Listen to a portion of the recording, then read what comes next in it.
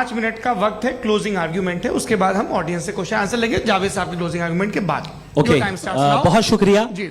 हमारा जो टॉपिक है डज गॉड एग्जिस्ट, मैं इस पे इतने एकेडमिक तैयारी करके आया था, मुझे था कि मैंने सोचा था कि कई सारे मैं आर्ग्यूमेंट्स दूंगा, लेकिन वक्त की भी किल्लत और जावेद साहब बार बार इधर उधर चले जा रहे थे तो उसको भी थोड़ा एंटरटेन करना पड़ गया।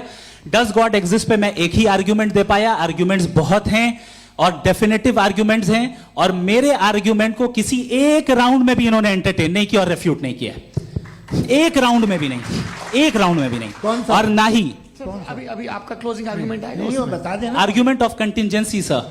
अरे मैं आपसे कई बार कह चुका हूँ कंटीजेंसी का मतलब अब मैं कैसे समझाऊं आपको आपस में? हाँ, आप और कितने आसानी से समझाऊं मैं, मुझे तो नहीं समझ में आ रहा है। आप अपनी आर्ग्यूमेंट ऑफ कंटीजेंसी उर्दू में बोल सकते हैं। हाँ, आप अपनी बात पूरी कर ले जी, आखिरी 4 मिनट। दूसरी चीज, just a minute please ma'am, can I talk? दूसरी चीज ये है कि आपने एक तो इसका जवाब नहीं दिया, दूसरा आपने गॉड के ना होने पर कोई डेफिनेटिव आर्ग्यूमेंट नहीं दिया, सिर्फ मजहब पे बात कर रहे हैं आप। मजहब तो आज हमारा टॉपिक ही नहीं था, आज तो हमारा टॉपिक हो, आप मजहब से ले लेकर आईएस तक चले गए। भाई हमारा क्या ताल्लुक है उससे? We condemn them. और उसका गॉड से क्या ताल्लुक है? अगर कोई गलत काम कर रहा है, किसी ने किसी को कत्ल किया, किसी ने किसी का रेप किया, उसको सजा मिलनी चाहिए। और आपके पास कोई भी rational strong foundation of morality नहीं है।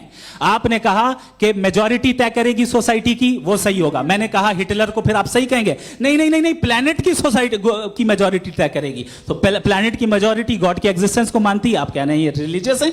तो यानी आपके पास कोई स्ट्रॉन्ग फाउंडेशन नहीं है ऑब्जेक्टिव मोरालिटी का। ऑब्जेक्टिव मोरालिटी का अगर कोई फाउंडेशन है तो वो सिर्फ गॉड है, गॉड है, गॉड है। थैंक यू जी। ये मुफ्ती शमाइल नदवी साहब का क्लोजिंग आर्ग्यूमेंट था। अब हमारे पास जी, मैं